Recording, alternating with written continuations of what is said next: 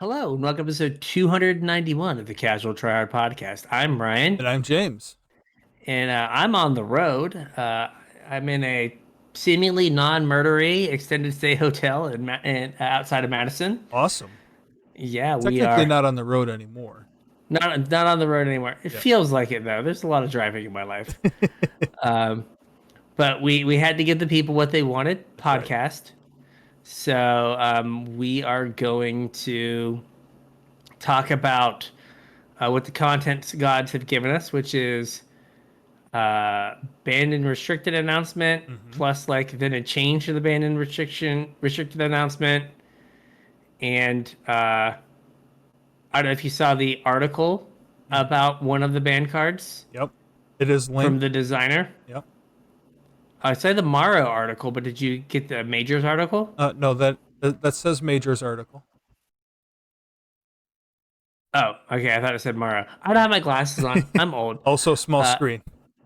a small screen. Okay, Yeah. let me blow that up. There you go. Majors article. There we Yeah. go. So we're gonna talk about all that. Yep. The So, might sound a little different than normal. Our setup, so at least on your end, is a little different. So mhm. apologize for the growing pains in advance, but the pre-show I think went pretty well. So hopefully the episode goes well. Also, um, next week we should have the start for the set, right? We should have the big announcement Video with the for mechanics and Desmond, stuff, yeah. and then previews after that. So we got that to look forward to.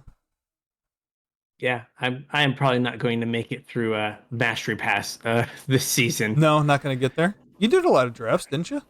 I did, yeah, I've done like 23 drafts, Yeah. but I haven't played in a bit.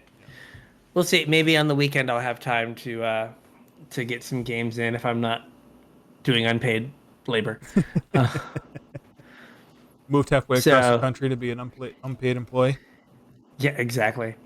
Um, so if you have show ideas, things you want us to talk about, or you just want to say hey, reach out to us on social media, X, Facebook, email, Discord, all that stuff's in the description.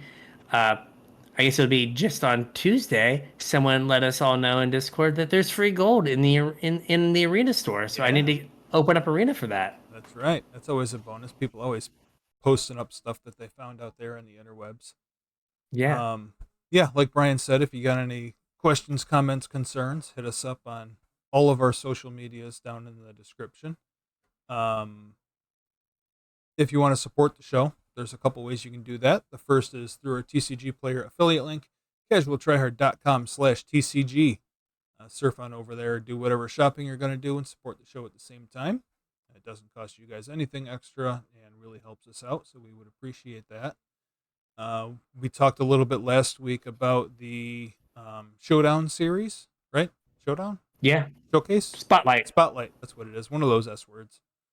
Um, it's going to be standard coming up in a few months. If anybody else is interested in that tournament, I know I haven't really been keeping up with standard, so I will have to order an entire deck if we go. Um, I will have to order an entire deck as well. yeah, TCG Player And is a great place to do that. Get your whole deck in yes. one place and support the show at the same time. So I will say, having not followed standard for a while and standard prices, hmm um, I think there's a sure sign that we're not selling a lot of standard cards. So what is it? There's one of the white rares from this set that like one of the sagas is like one of the levels is if like a token comes into play, You draw a card. you draw a card. Yeah, So there's a token control deck yeah, that plays Urabraska's Forge. yep. Do you know how much an Urabraska's Forge is right now? They were $9 when I looked on whatever day that was. Saturday, Sunday. I saw 12 at one point, Okay. but like the fact that a Were you looking at a that regular one? The foil ones are uh cheaper. okay, I think it might have just been like a regular one is was the number I heard, but if you remember, I bought a stack of Nissa Who Shakes the World, hmm and it was a card that was played in like every Right. standard deck for like a year, Yep. card never got above $2. Right. And Urobrask's Forge is nowhere near that ubiquitous in 12. It's like, did no one open Um. packs of any of these Well, sets? that's part of it, but it's also a little bit more played than you're giving it credit for. It Um. is a cyborg card. Yeah, it's in a lot of sideboards. But I was Um. just like surprised. I was like, man, this is like an indictment on how many packs are opened now. Yeah. So I've been playing. This is a little bit of a tangent in the middle of our intro here, but I've been We can playing. do what we want. That's right. It's our show. I've been playing a little bit of standard lately. I think I Hmm. told you before I was playing a mouse deck, and I've moved on to lizards. Okay. Lizards deck is a lot of fun. Different folk. That's right. Different folk, different strokes for different folks. Yeah. Um, and like the deck is fun to play, and it's my kind of gameplay. So just for kind of shiggles, um, I thought that maybe I'd price the deck out and see what it would cost to have it shipped out here if it was something that I might be interested in, and a couple months bring it to an event. And discounting the expensive cards out of the mana base that I already own, like Caverns and Hmm. Blackcleave Cliffs, the whole deck was like $120. That's not bad. No, no, super reasonable. Yeah. So we have Duskborn and then Foundations before Yeah, that tournament. yep, yeah. I'm not So I'm not expecting current standard to continue through two more set releases, but the deck was interesting enough that I thought I'd at least price it out and see yeah, what it was going to run me. yeah. But like now I have an excuse to start playing standard because like starting with Duskborn, you'll get a sense of what the format's like, and Right.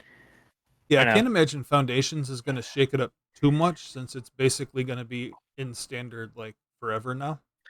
Yeah, but like all the think about all the Golgari decks that they could the games they get to start on turn one Llanowar Elf, That's true. right? Like turn one Llanowar Elf, and then turn two the 3/4 that makes a Yeah, map makes a big difference. or Glissa. Yeah, I guess Sentinel of the Sunken City or something. yeah, Like any of those on two is just a beating. yeah. So like maybe the green decks get better, but yeah. Anyway, on with. Please buy your cards for your at using our TCG player affiliate link, and then pick up the rest of it. Yeah. The other way to support us, if you choose, is with our Patreon, patreon.com/casualtryhardmtg. Um, if you feel like we do a good job and you enjoy our content, you want to support the show, you can chip a couple bucks in, and in return, you'll get access to our show notes. So you get a sneak peek about what the upcoming episode's going to be about. You get kind of our not safe for show thoughts, or at least mine.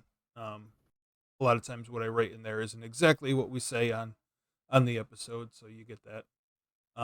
And like we mentioned before, you get access to our unshow before we record every week. We spend about an hour catching up, making sure our equipment works, talking about the show a little bit, and we record it and upload it. No Yeah. scripting, no editing, no anything. We just record and upload. So you get raw Brian and James. You never know what we're going to talk about. It's completely off the wall most times.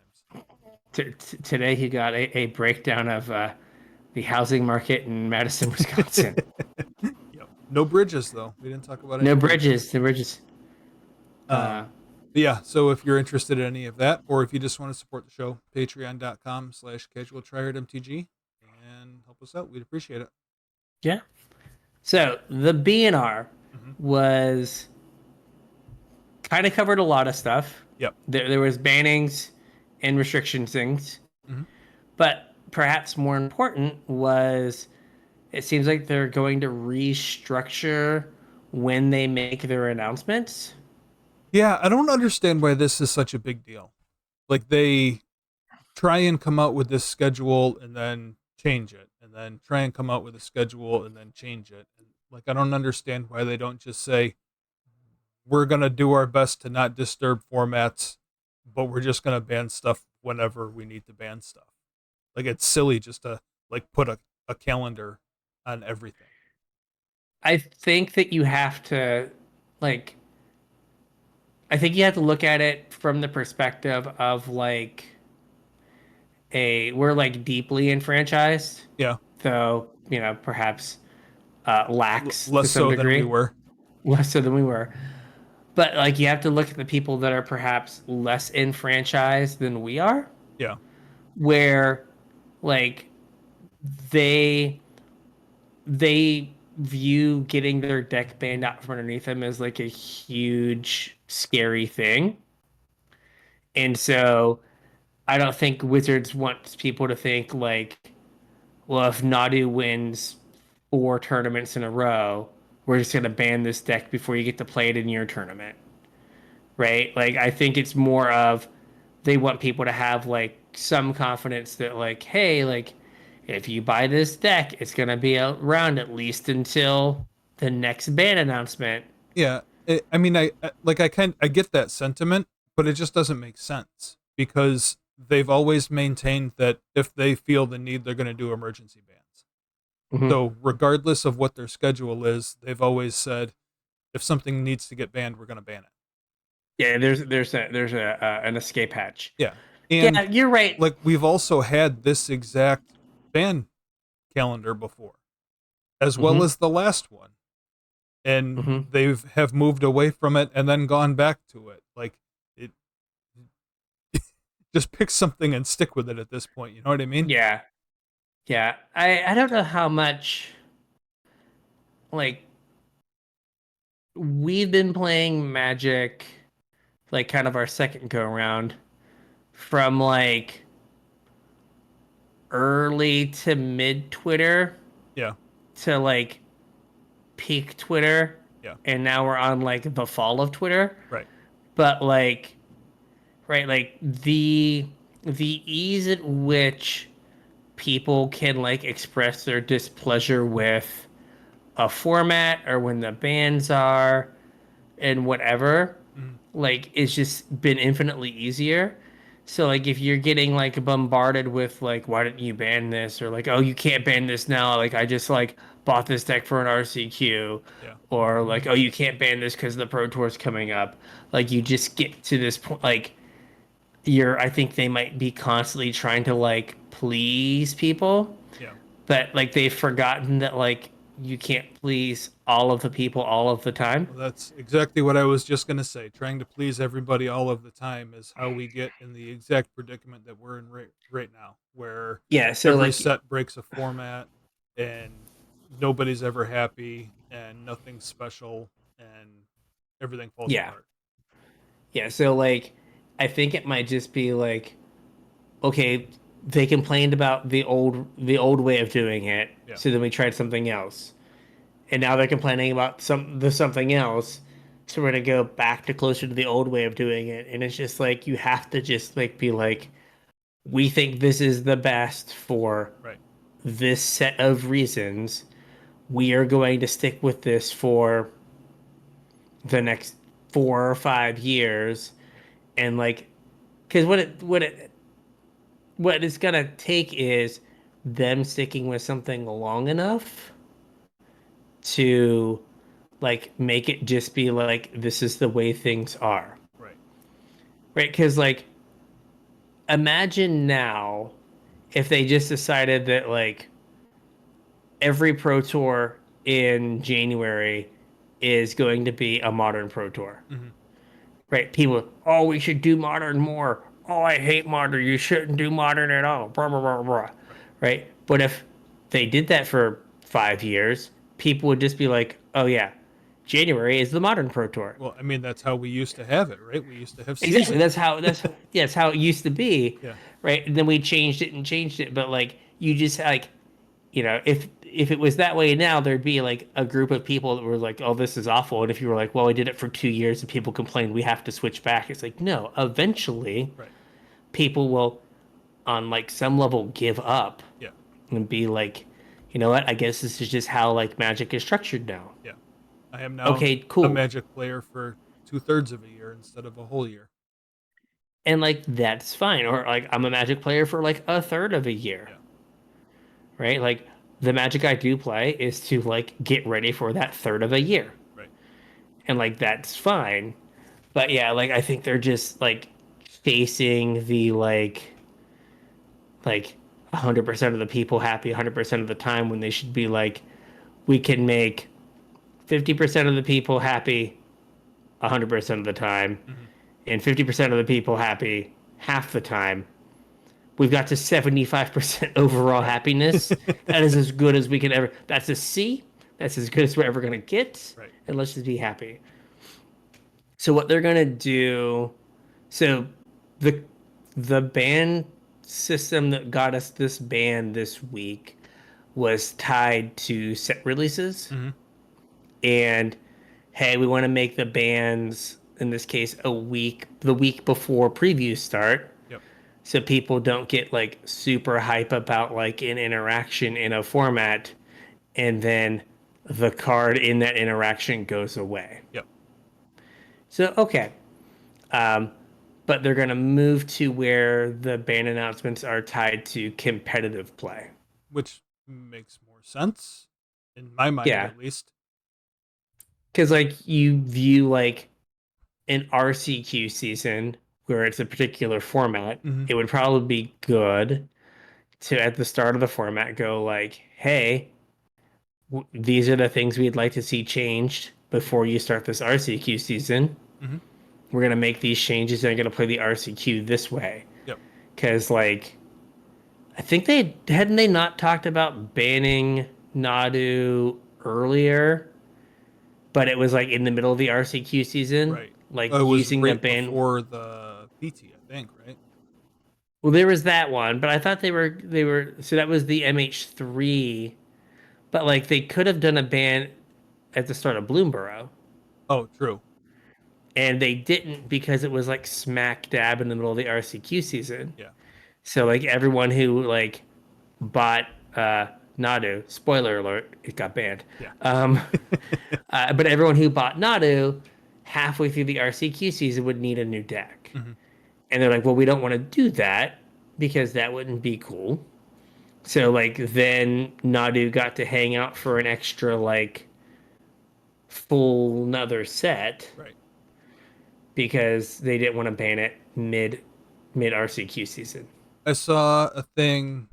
We're skipping around a little bit, but that's all right. It's fine. I'm not sure if it's accurate. I didn't fact check it, but I saw a thing on the old Twitter about Hmm. how Nadu lasted exactly the same number of days as Hogek did. Yes, I saw that same tweet. It was by someone that is like a reasonable source. Yeah, thought it was funny though. All right, Yay. so the next BNR, um, going to be following this new timeline, will be on December 16th. So you've Yes. got 2 months, 3 months, Hmm. three, something like that, with no changes unless they decide to do an emergency ban because they always maintain that, right? Yes. Yeah. Which I don't know. Like I don't know what could have been a bigger emergency than Nadu. Yeah. Like I does it have to be a card that if you get like Exodia, you like your opponent's deck just bursts into flames. They can no longer be entered in the tournament. You don't just kill Exactly. them; you knock them out of the tournament. Also, You DQ them. yeah, force You DQ. you can play any amount of like toxic gamer. Yeah, If you get six of these on the battlefield at the same time, your opponent is DQ'd. Like, oh, I don't know why we designed that card. Oh, I thought it'd be good in Commander. Uh, Spoiler alert. yeah. So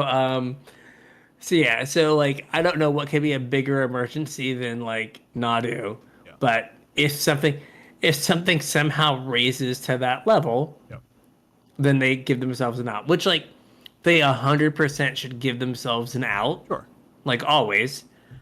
But like you're pointing out, it kind of does defeat the purpose of like this is our ban window, right. and unless we're like really feeling banny. Well, and like to be fair though, we have had emergency ban announcements in the not super Mm-hmm. distant past, so Yeah. I don't know. It just feels kind of disingenuous for them to have a schedule and then also be like, Oh yeah, don't worry about that schedule. And then, Yeah. oh yeah, we're gonna change that schedule. Yeah. All right. So let's get to what actually happened. All right, so start off in standard. This one's easy. No changes. No changes. Yep. So I watch and listen to a number of different streamers, and Doomwake, Jim Davis, and like others are like standard is the best format and has been the best format for a while. Mhm. So like standard seems like a good place to like spend your magic time. Yeah. Like I said in the intro, I've been playing a little bit lately, and I've been having a lot of fun. Typically, like my magic time has been spent chasing my daily quests in Brawl. I think if you go back and Okay. look at my last 3 or 4 like arena tracking emails or whatever, the ones that they Hmm. give you like during a set release, um, my most played format has been Brawl for almost all of them. Okay. But Mine is usually Explorer, but yeah. I have not though. I've been playing standard almost exclusively. And it's been good. It's been good. Yeah, I've been having fun. There's gameplay, like nothing feels super powerful or under or overclassed. Tons of different archetypes you can choose from. Valid strategies. Awesome. Yep. So I will have to give standard a look just so I can like be a standard gamer hopefully in January. Yeah. Um, All right. moving on from standard, we have Pioneer. Mm-hmm. We had 2 bans in Pioneer. They banned Soren for being a power level outlier, and they banned Amalia for gameplay reasons. Yeah. So I didn't read the announcement, um, full disclosure, Mm-hmm. but like I think Soren, right? Soren being like a show and tell with Vein Ripper, Yeah. right? That's why they did it. Huge Right. problem, Yep. right? You could ban Vein Ripper instead, but the problem is much like Birthing Pod, Mm-hmm. where you have to like worry about every ETB creature that you ever print. Right. Like the if you leave Soren legal, the the creature type vampire becomes like really hard to like design. Yeah. Like the counterpoint to that though is vampires typically aren't designed in that space. Yeah, but you know, like Fane Ripper being like 6 mana, like you know, like it's one of those things that like I don't think Vane Ripper was designed to be a vampire per se. Right. No, it was I just a think it thing that just happened like to become a vampire. exactly. Yeah. Like this is in a set that we need vampires. Yeah. We have this big flashy mythic. Like Soren wouldn't be getting banned if Vane Ripper was a demon, No. And like Vein right? Ripper was I'm not even sure that Vein Ripper was designed for this set. I'm sure they have a file of like generic card designs and they were like, "Oh yeah, we need a big black thing for this set. Here's one. Let's make it a vampire." Yeah, like there are vampires in Ravnica. Yeah. Okay, we're gonna do that. Yep. Yeah, but like, but it does make it hard. Like, right? Like, you was it the Galta and Maverin? Mhm. Like that was the card we were trying to put in Yep. with Soren before. That's like totally uncastable. But like, again, like then with power creep, the like 3 red black 6/6 haste trample whatever vampire, Yeah. right? Uh, just can't ever be made, Right. right? You can't make the whatever cool vampire commander that you want to stick in like a standard set Yeah. if you have Soren. Um so there's a So I'm happy I didn't buy Sorens. right. There isn't. You said you didn't read the announcement. There is a note I in the did not. announcement that said that the. I'm gonna rephrase this just a little bit. Um, it said it's clear the deck's existence is shrinking the diversity of the metagame to a degree that we deem unhealthy. Do you know what the share of the metagame is? For Rectus vampires. like, is it 20%? According to the article that's linked in this article, which is titled "Metagame Mentor Discussing Pioneer with Bloomborough," the Okay. Pioneer metagame in August of 2024 has the winner's metagame share of Rakdos vampires at 38%, Okay. which is huge. Enormous. Yeah, Yeah, that's kind of comical. yeah. Um, the like, but think about what the share of the metagame was of just Rakdos. Hmm. Yeah, I It was a mean, lot. like this made all of the Rakdos decks vampire decks. Yeah, it took all the different, I guess, similar to the way Splinter Twin took all the blue red decks and made them play, 8 cards to be a Splinter Twin deck, Right. right? This made all of the red black decks play 8 cards to be show and tell. Hmm. Um, but like, I think that you're gonna end up with Rakdos being 25. Well, Could be. there's another deck that might be that much, but maybe 25% of the meta game Yeah. going forward, which is better than 38%, but Right. still. Um, I mean, it makes sense. Like, it's a better ban, and like, if you like have vampires, right? I don't know. You just play like, you know, more Bone Crushers, Giants, Hmm. Shieldred, and like, some other hideous like 4 drop. Yeah. Uh, what is the like guy that kills you? The 6/6 flyer, Oh yeah, yeah, yeah. Arch Archfiend of the Dross. Yep. You just like play that, and you're just like red black good stuff, Yep. or some like value-y like draw cards kind of like red or black thing, and you're just doing that, Hmm. and that's fine. Yep. Right? You're just like removal in planeswalkers, and that's a good deck. Yep. Um. So the Now for other, cards I did buy, yeah, for cards you did buy, add it to the list of decks you bought and never played. yeah, thankfully they were cheap when I got them. Yeah. Amalia is banned in Hmm. Pioneer. And I mentioned that this one was for gameplay reasons, not necessarily power level reasons, although this was a powerful deck, which kind of accentuated the gameplay reasons. Um, it's not fun to play against.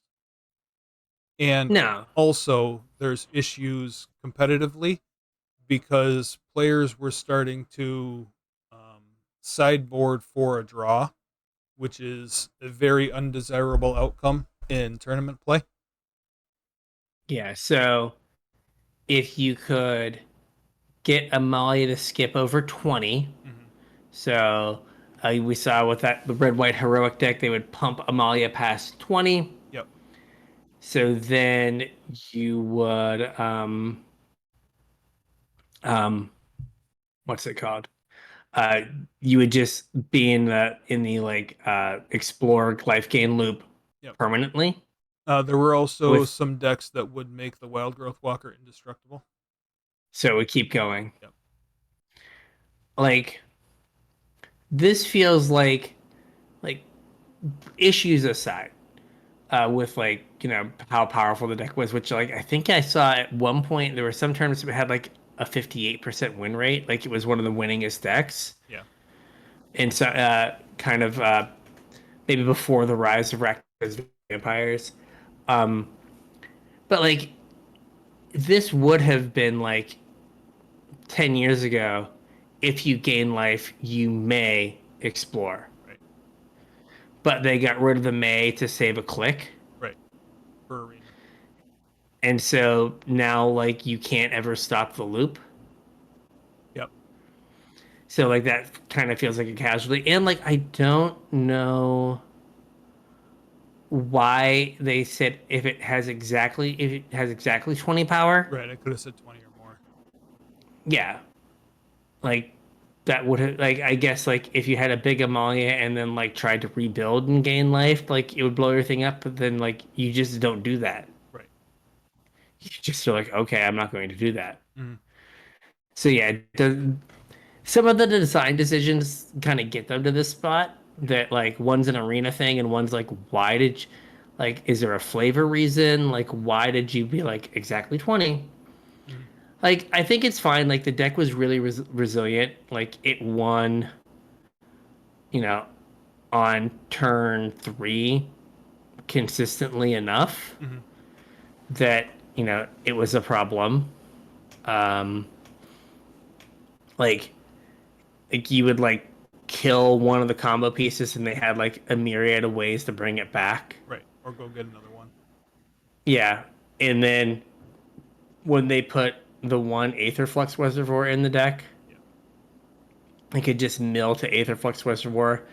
Now you have to like kill the Amalia and then also have like a counter spell, Right. which then makes it really hard for like non like blue based decks to be able to interact with it. Mhm. So like there are a myriad of issues. Like I think it's fine and probably a good step forward, Yep. right? Like it was interesting to have like a creature based combo. I guess like it's not nearly as good, but like would it be like Yagra? Yeah. Like Yagra and Cats maybe as like the right Yagra is like a 5 drop, so it makes it like you can't like realistically chord for it. Right. I mean, we chord you chord for what's his name? Yawgmoth, which Mhm. is a 4 drop. Yeah. So like it's not like it's impossible to do, Yeah. but Well, it's they not nearly as stated like easy. one of the problems with Amalia though was the consistency, like you were referring Hmm. to with Cord and Collected Company. You can just get Yeah, all of your pieces. At least with Yagra, don't you can't Coco for it. yeah. So like so that is like a knock against like the creature combo deck taking its place being Yagra, Mhm. right? Because like if there's a creature combo deck that like you would want to be able to find your pieces consistently, like the whole point Yep. of Magic now. Yep. Um, so like you could maybe Yagra, but like it could probably, probably not be able to get to the point of being tier 1 just Right. because it's going to be harder to assemble your pieces. Yep. Um, but yeah, I know they said that they like having a creature combo deck in the format, but this one was just too much. Yep. Anything else Now to they add for Pioneer? Or so they did bring up that they strongly looked at Treasure Cruise and Fable, Mhm. with like Fable just being generally probably the best card in the format. Yeah. And then, well, and Treasure Cruise might have an argument with that, but like one of the things that's probably going to happen here now is at least in the short term, like I think everyone's just going to play Phoenix, Yeah. right? Like Phoenix arguably was one of the best decks when you had Rakdos Vampires and Amalia, Mhm. and now you don't have that to check it. And maybe people were able to like hard target it more because they don't have to worry about dealing with a Vein Ripper on turn 3 Yeah. or an Amalia killing them on turn 3. But at the same time, though, you have this deck that's just, again, like super consistent, like sees its entire deck every game, Mhm. and right can also just do the like, oops, I have 9 power on the board on turn 3. Deal with it. Yeah, because like Picklock Prankster, like a lucky Picklock Prankster mill, Yeah. and then you're just off to the races. Yep. So I would not be surprised to see something from Phoenix go. And like, is there an argument that like, at some point you just have to go like the card Arc like Phoenix cannot exist in this format? Just Because like no matter what always a thing you problem. ban, Yeah. yeah, because like they always print some like stupid blue cantrip Right. or like, some like, at this point slightly better um what is it called? Strategic planning, Mhm. right? One in the blue, put a card in your hand, like fill your graveyard. Yeah. Like that card's just effectively evergreen now. Yeah. Basically. So, or like that with like set mechanic on it. Yep. Oh, it has this in flashback. It has this in jumpstart. Like, like if you're gonna keep putting those cards, you can't just have a card that's like put me in the graveyard and then cast spells. Yeah. Right, like the blue red decks without Arc like Phoenix could be like Thing in the Ice, Hmm. Ledger Shredder decks, Yeah. I mean, those and decks were like cool be too. Like fine. that deck was Yeah, fun before Arclight Phoenix was printed. Thing and the Ice decks were awesome. yeah. And then there was that the red thing that turns into a dragon. It's like Smoldering Egg. based on yeah. Like that could be a thing. Like there are things to like fill in that role where like it doesn't like render your removal useless Yep. and like you get to like play like a real game. You still get to like get your like I'm clever. I cast like 75 spells this game Right. and saw most of my deck, but not not invalidate like mid-range strategies. Yep. So I would not be surprised if something from Phoenix goes in a few months when December like 16th. yeah, when the meta game is 30% Phoenix decks. Yep. And they're like, "Oh, maybe we shouldn't have like all the cards we've banned in Modern and Legacy be legal Right. in in uh in Pioneer. That's a problem." Oh, Well, it's a good segue onto Modern, yeah, where arguably the biggest shakeup is. yeah, I think for sure, The shakeups, I think, bigger than pretty it was in big. Pioneer, but I mean, Pioneer is going to be a different format also. Oh, 100%. Like Pioneer is going to be like unrecognizable, But yeah. or it's gonna. You can think about it. It's gonna like revert to. It's gonna look a lot more like the format before the Rakdos Vampires Pro Tour, Hmm. or like before the Rivals of Ixalan, or was it Rivals or whatever? Journey to the Center of Ixalan, Yeah. right? Is that what it was? That's That's what we not. called That's what it. we called it.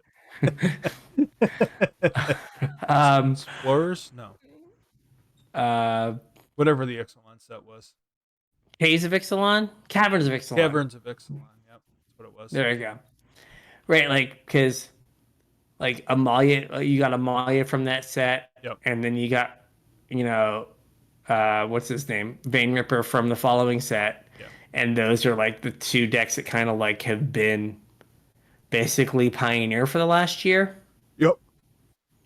So like you're gonna get back to like Arclight Phoenix and then other stuff around it. Like Lotus again, Field.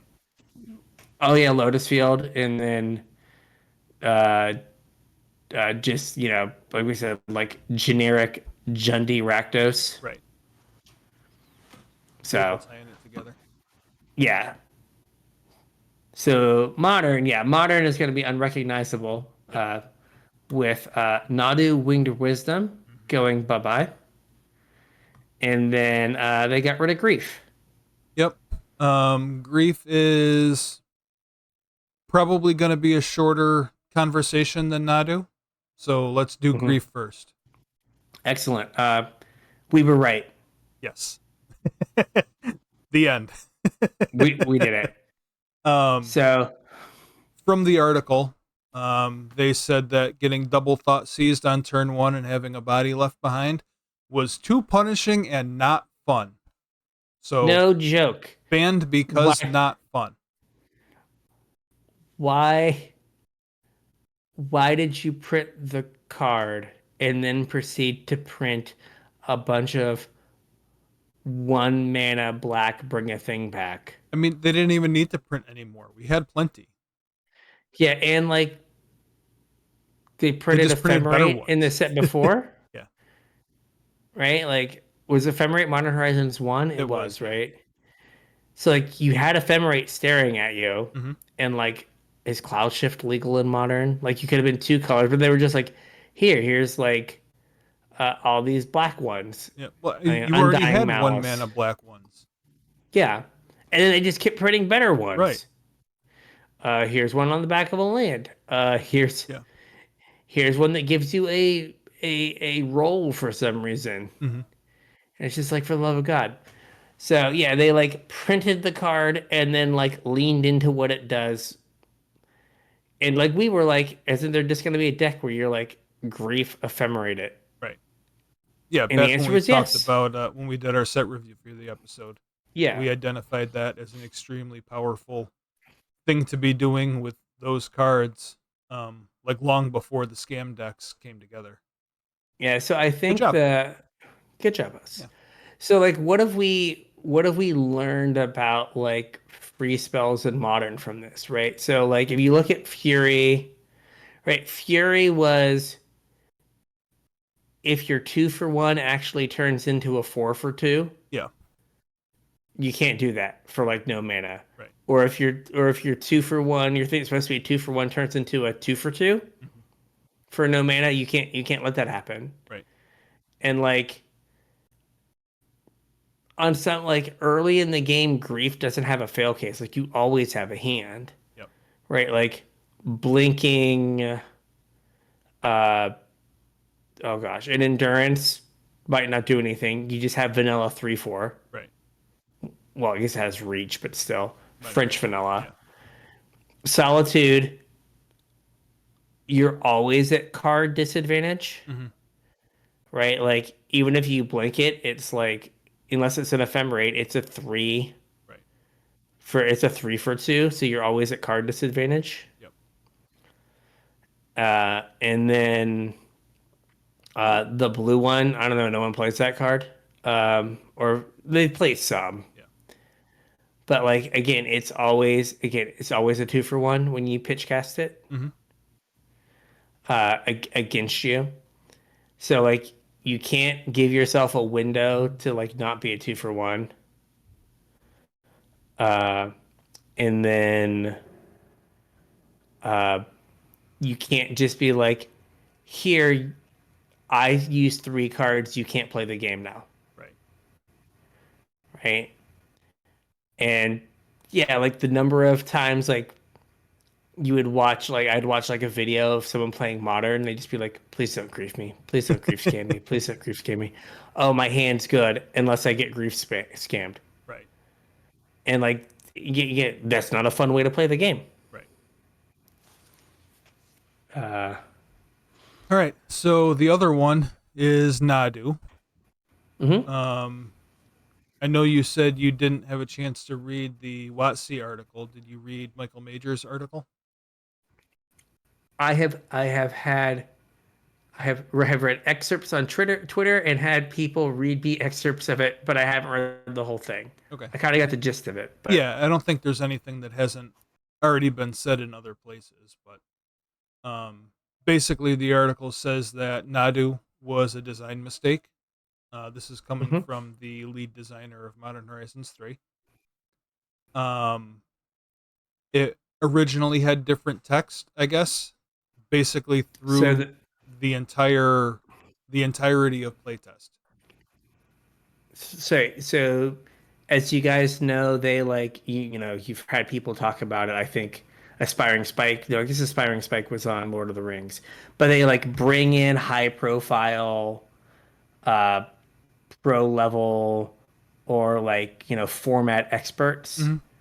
and they're like, "Here's our cards, play them. Right. Let us know what you think." Break the format so we can And fix it. yeah. So all through that process, Nadu was a 3/4 Hmm. that gave everything flash. Yep.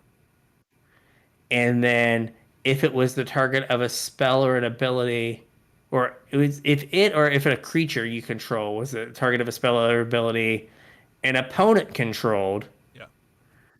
do the Nadu thing, look at the top card. Right. And so all through playtesting, that was the card. Yep. And then uh, Majors didn't say this, but I assume there was some conversation of, hey, um, and then they decided the flash thing was too powerful for Commander because they were targeting this card for Commander. Yep.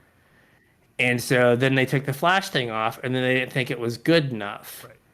And maybe someone outside of R&D was like, "There's not enough Commander stuff, enough Commander heat in this.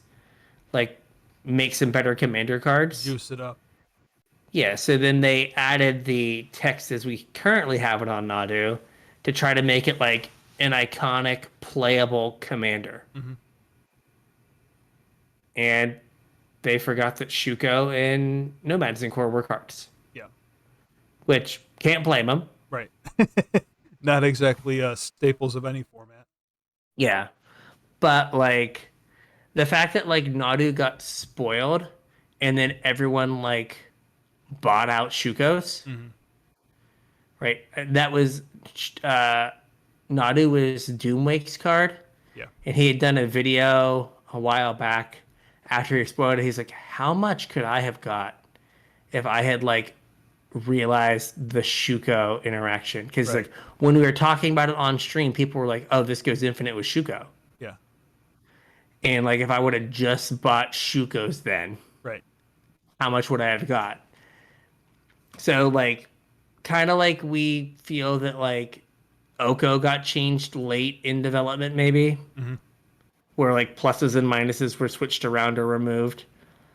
Like they just came right out and said like we changed this late in development, never play tested it, Right. and looking at it we didn't think about these random interactions. Yep.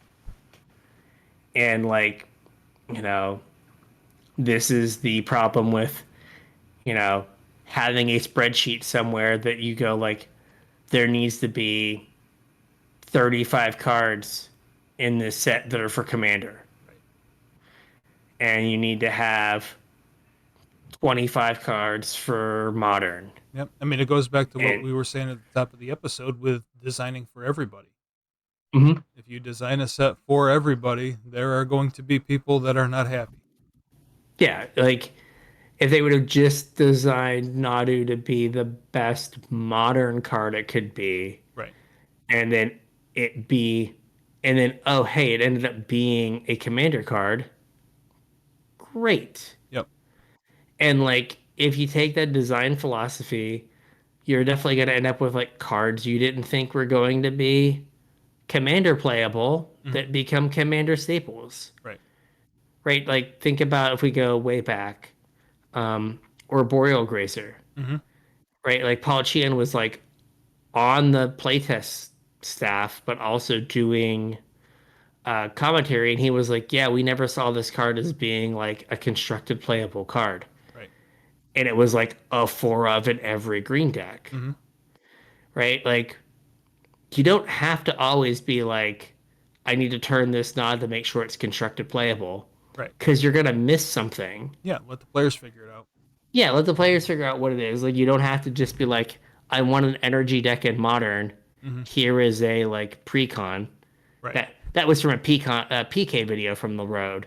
Yeah. Just feeling like now we get like these like, oh, we want to have this, we want to have an energy deck in modern. Here it Let's is. just print like, yeah, 10 of the best energy cards you've ever seen in your life Right.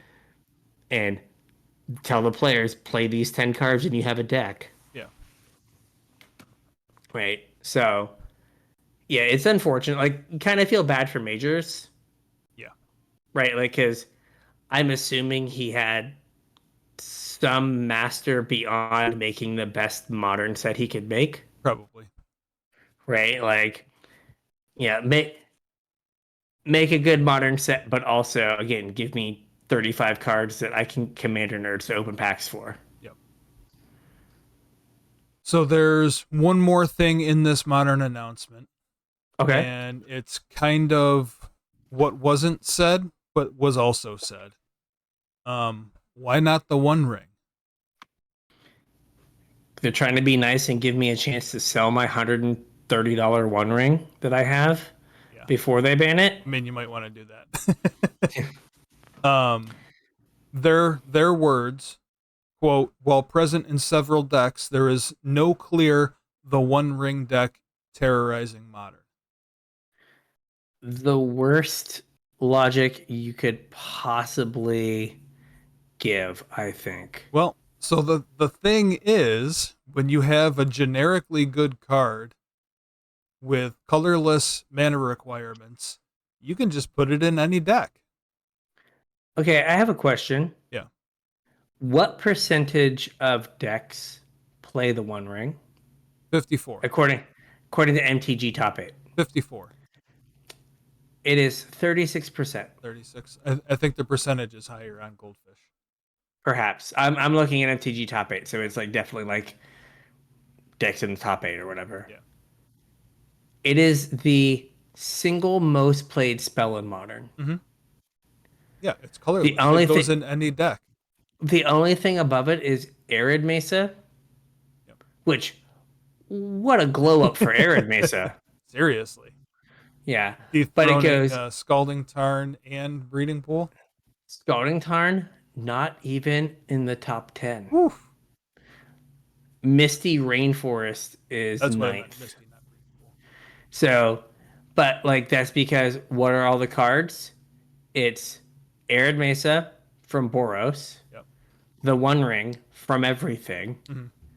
Boseiju from anything with a forest, Right. Galvanic Discharge from Boros, Flage from Boros, and Jeskai Control, which I guess all of these other cards are also Boros and Jeskai Control cards. Arena of Glory, Mm-hmm. played in both those decks. Elegant Parlor, Marsh Flats, because I guess Mardu Yeah. is a thing. Then Misty Rainforest, then Sacred Foundry. Yep. Wild. But yeah, you can't be like, well, there's no the One Ring deck. They're all the One Ring decks if they want to be. Right. And there was a certain 3 mana thing that made it so you couldn't tap out for a 4 mana thing Mm-hmm. because you died when you tapped out for the 4 mana thing. So now the 3 mana thing goes away, Yep. which makes the 4 mana thing really good. Yeah. Imagine that.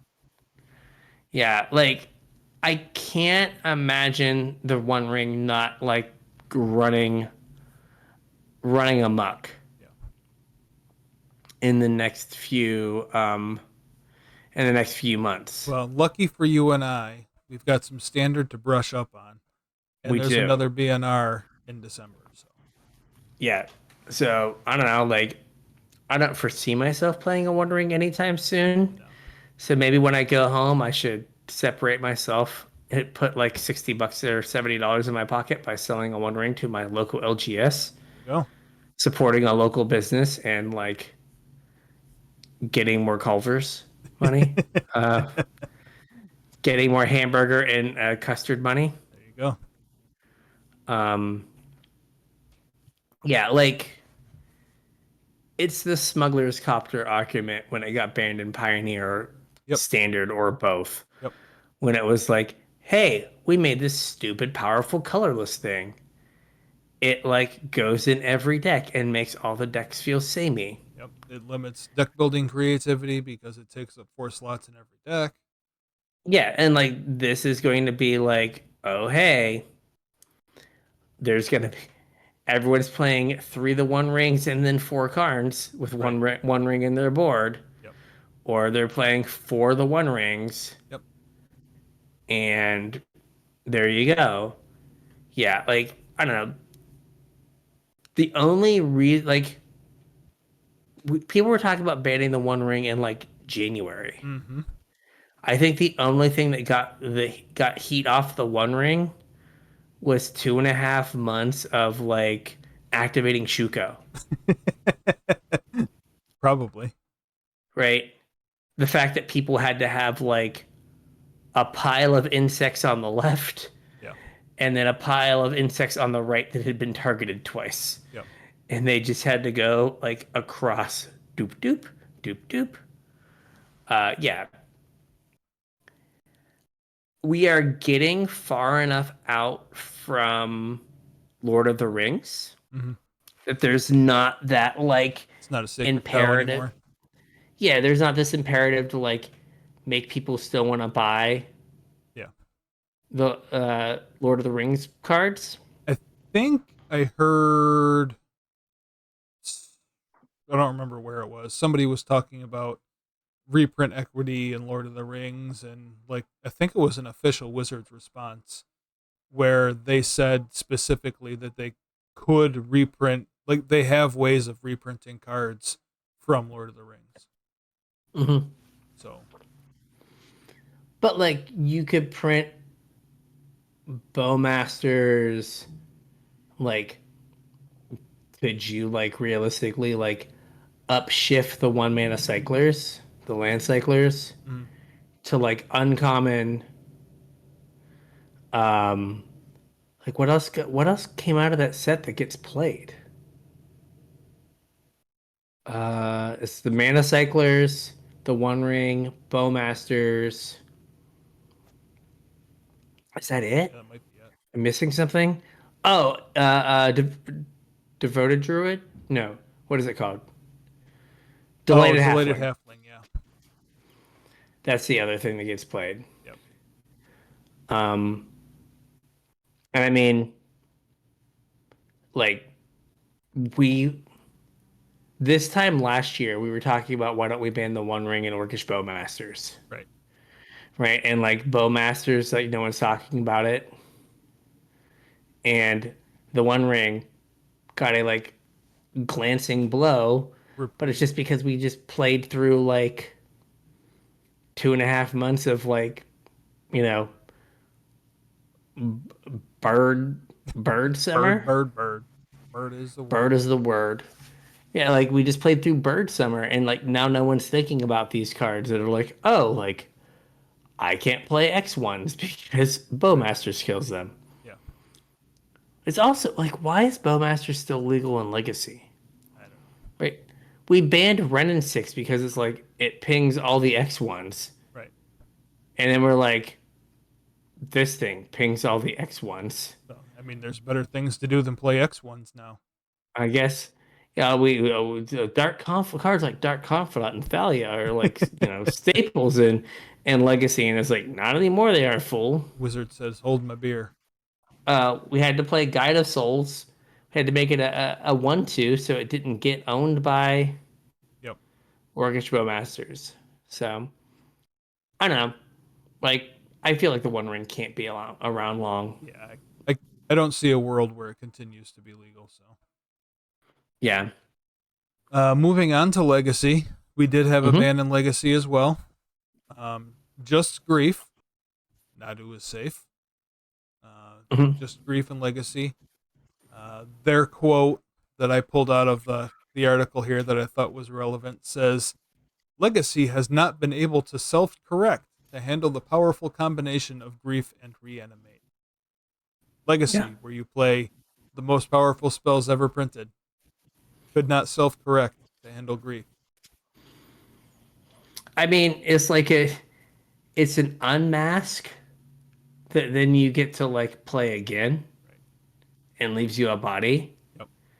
right? And like, playing, back in the day, like red black reanimator, like all you wanted was unmask, Mm-hmm.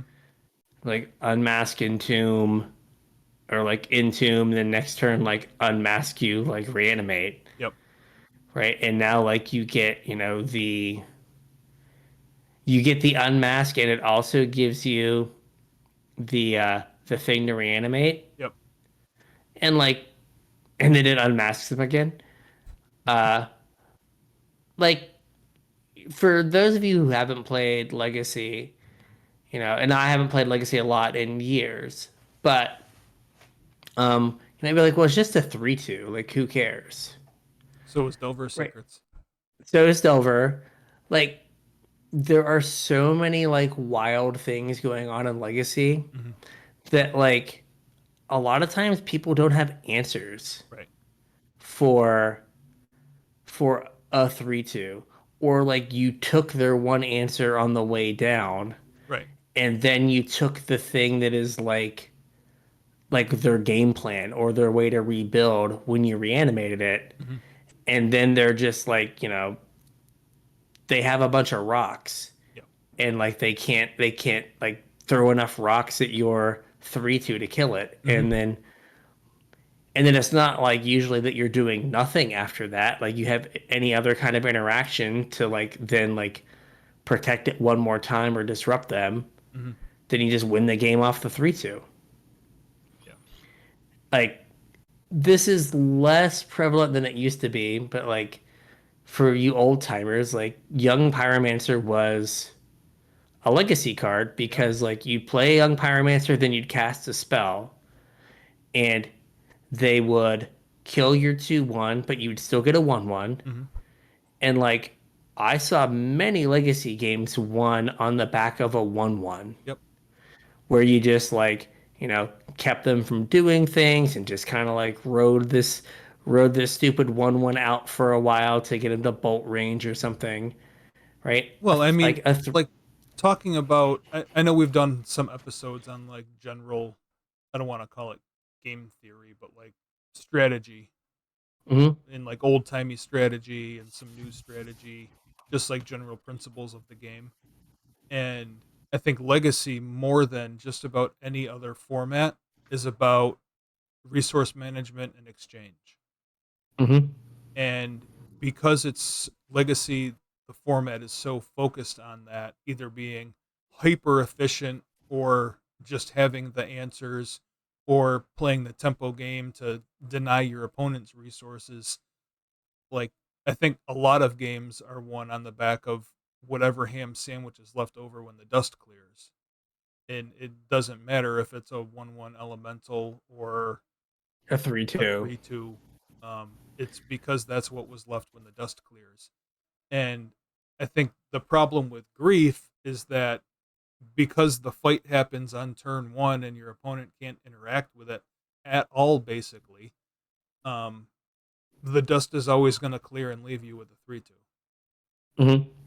which means they have, what's that, 7 turns if they don't fetch to find an Mhm. answer, if you don't increase Yeah. the clock at all. If you don't, and then like, and then presumably like the next turn you've got a Thoughtseize Right. or a Daze or just that one more piece of disruption Mm-hmm. to just like make it so they can't ever like piece anything together. Right. And like you said, if the dust settles on turn two, Yeah. like I've got a 3-2, and like your deck is like a lot of legacy decks, there's a lot of air in them, Mm-hmm. right? Like the blue decks have a lot of like ponders and Yeah. brainstorms, like where like yes, they're like giving you looks at other cards, but like oftentimes it's just like, well, I hope these are good. Yeah. Okay, like it's not like you're like ripping like constantly ripping like lightning bolts and swords. It's like Right. a lot of decks will have like four removal spells, Mm-hmm. right? And like you take one, and now they've got three removal spells and like Yeah. six in 53 cards, Yeah. right? Like the odds of them finding it are slim with you not finding some sort of interaction. Right. And yeah, and like there's like, like Storm, let's say, right? Or like Mm-hmm. some of the like combo decks, right? You take two cards out of their hands, they have no game plan now, Yeah. right? And like they're a critical mass deck, so they've got to draw back up and try to sculpt a hand. Yep. Uh, you know, decks like, Belcher, where it is like they keep a hand that like lets them belch Mm-hmm. or like lets them, oops all spells, and you're just like, well, take the thing that mattered. Right. Okay. Yep. And now I'll just hold interaction for the next thing that matters, Right. and the game ends. So yeah, it's just like that combined with like Psychic Frog.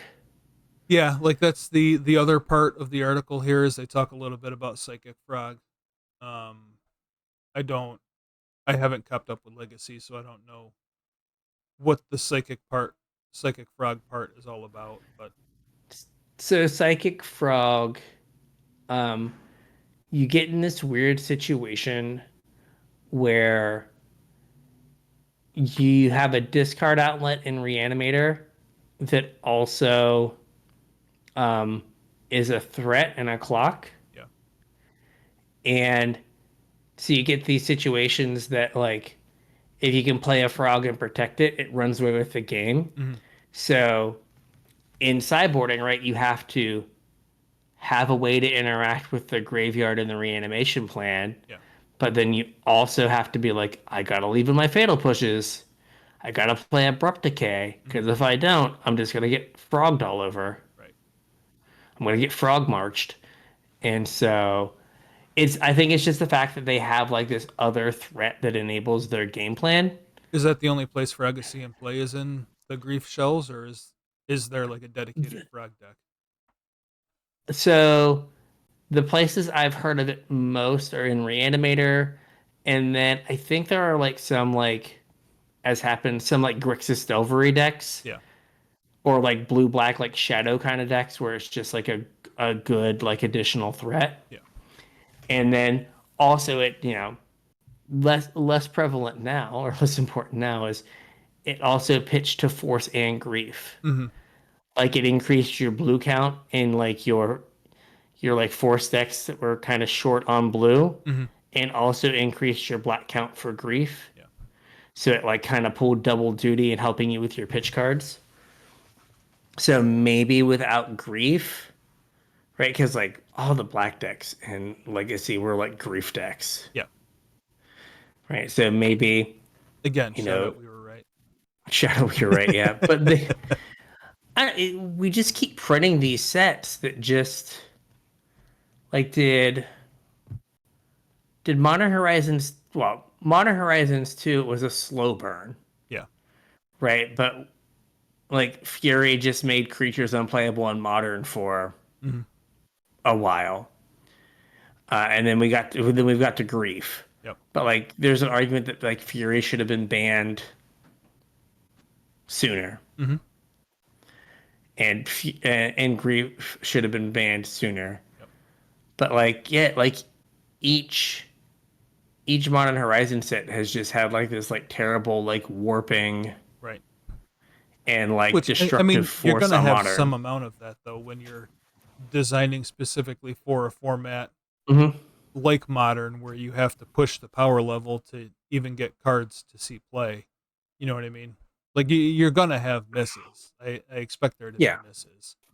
Um, It's funny though, like if you think about Modern Horizons 1, they put a lot of power at like the 4 mana spot right. that like slowed the format down and kind of turned it into this like, mid-range Hmm. kind of game. And Modern Horizons 2, like they put a lot of power at 0 mana Yep. with the pitch elementals.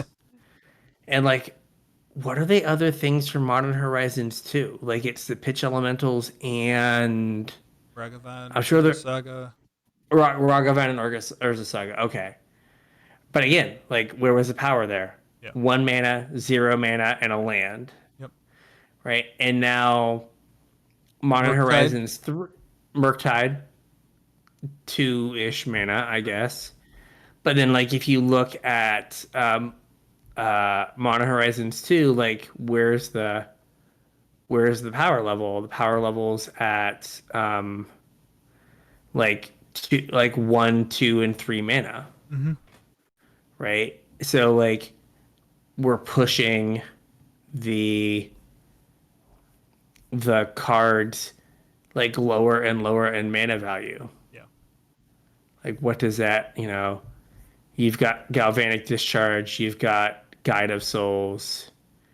Well, Uh, right, but like that's the easiest knob to turn to make a card better, though. oh, absolutely.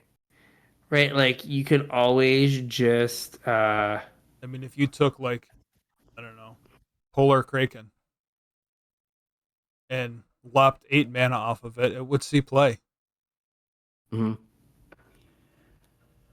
Yeah, it is the easiest thing to do is to make a card powerful is to take 1 mana off of it, Hmm. right? Or to make an activation that could cost mana, Free. not cost mana, right? Like the alchemize the One Ring that has a 1 mana activation Yeah. is significantly worse Oh yeah.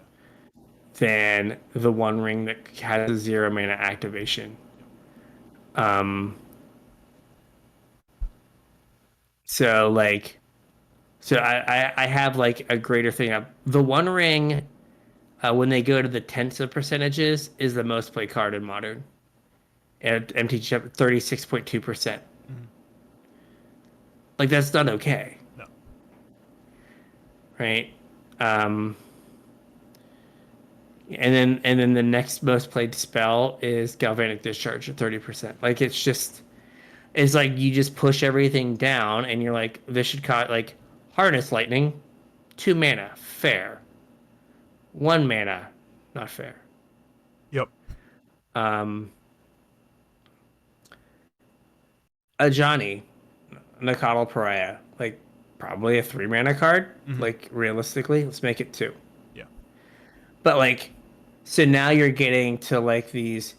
We talked a long time ago. It was a Brian Brunduin article about the blue green standard in Hmm. Oko, Yep. about like the concept of like the fundamental turn. Yep. When do you have to have interaction or fall behind? And the fundamental turn in modern might be zero. Right. It's your opening hand. Yeah, like you have to have interaction, right? Because like it's not wrong to be like, I'm just gonna solitude this, whatever, Yeah. right? Like I've just got to do this now, and not and I've got to develop my board and make them have an answer, but then I also have to answer their board or I lose. Yeah. So like the fundamental turn now is zero, Hmm. right? You have to have interaction from the jump or you lose, and like that just makes the game like so difficult and like Well, I mean, I guess unfun. yeah, it breaks the game. Like for lack of better terminology, it breaks the game. That was also Hmm. another point of discourse that I saw on the Twitterverse within the last week was talking about like mana screw. If you could go back and change one thing about Magic, what would it be? And like the overwhelming responses were get rid of the mana system. Have something like Hearthstone where you just got mana every turn.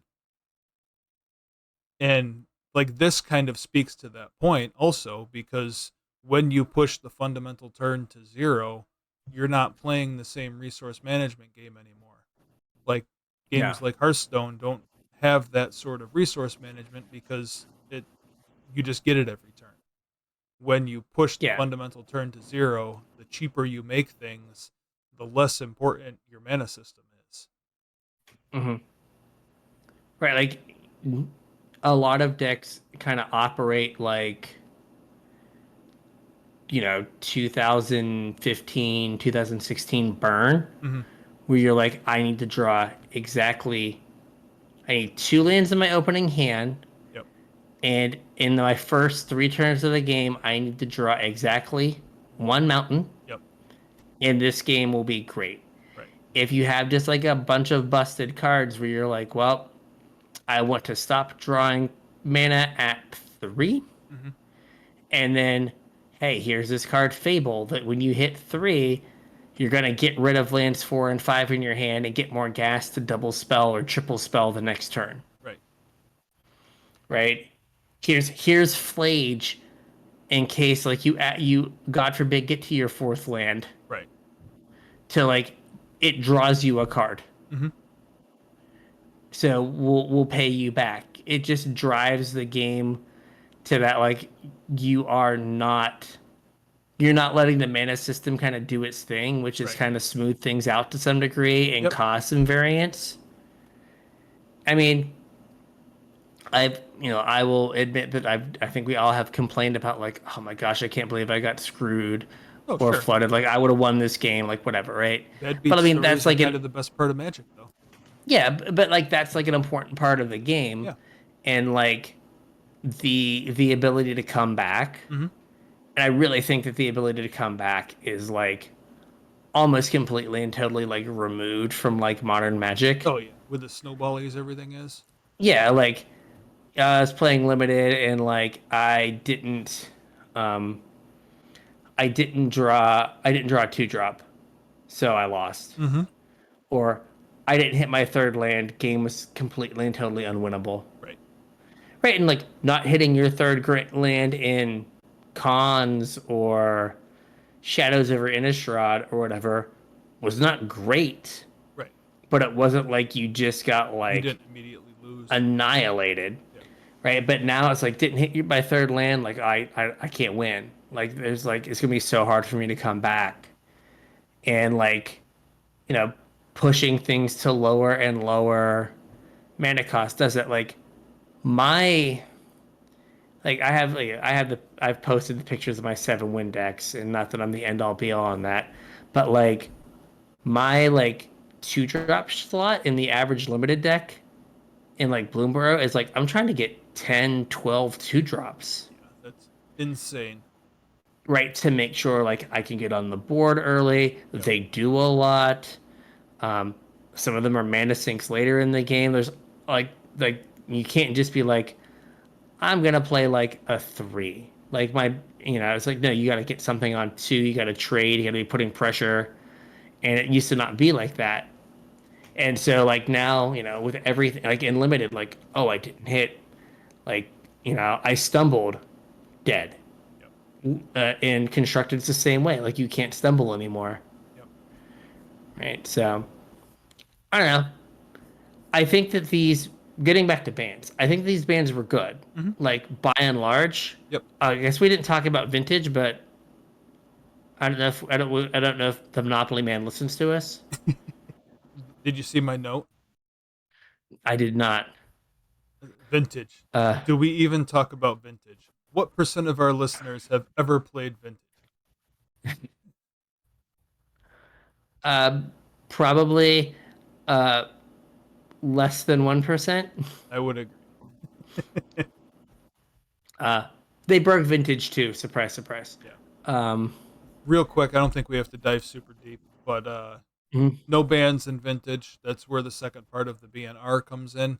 They don't ban things in vintage; they restrict them. Um, in vintage, Urza's Saga and Vexing Bubble are restricted. Mhm.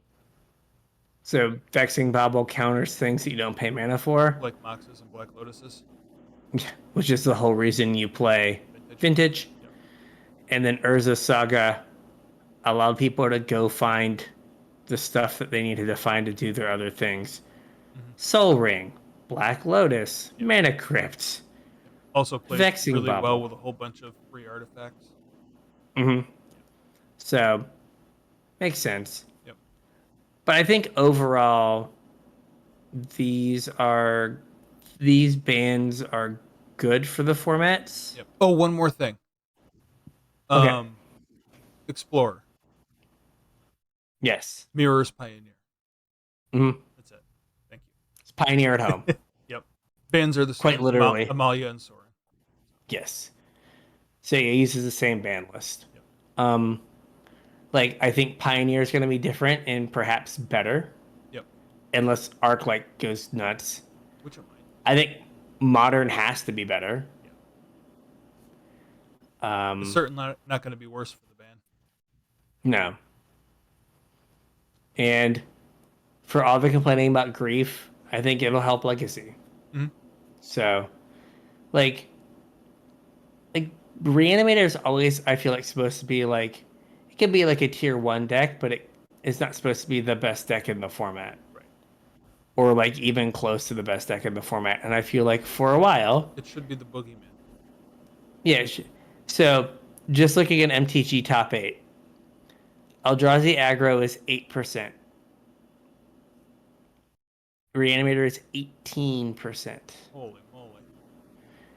Like you've got Eldrazi at 8, Demir Tempo, which is a frog deck, at Right. 7%.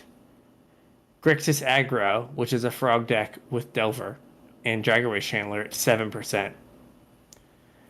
And then Reanimator is 18%, and then Painter is 8%. Yep. Right? There is a lot of frog, but frog also often means grief. So Right. that might go away. But yeah, I think everything's gonna be. I think it'll help. Hmm. Like all these formats, and I think they need to be as they keep printing these like really powerful pushed cards, right? Like they have to be willing to be like, I think they have to be a little bit more on the ball with like, oh wow, the This is an format is outlier. Let's awful. doing something about it. Yeah, we need to fix it. Yep. So I mean, it sucks for everyone who went to an RCQ and just had to have like a stack of like however many like Nantuko tokens Yeah. with them. But like in the grand scheme of the game, 10 weeks isn't that long, Right. right? So like, I think they need to be like, hey, like we're not going to let things sit for 6 months to a year. Mm-hmm. But yeah. So with that, I think we got a show. I think we got a show. So if you'll reach out to us on social media, Facebook, Discord, X, email, all those links are in the description below. Yeah, hit So us up check if them out. there's anything you want us to talk about. If you got thoughts about the BNR, if you got thoughts about Duskmorn, whatever, hit us up. Those are the links.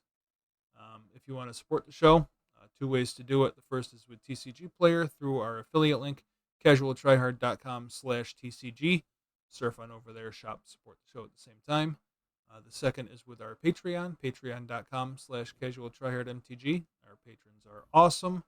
You can chip a couple bucks in, you get access to another hour-ish of content out of us every week and our show notes. So you get to see what we really think. If any of that sounds good, or if you just want to support the show, patreon.com/casualtryhardmtg. Yeah. So with that, we'll catch you on the We'll internet. catch you.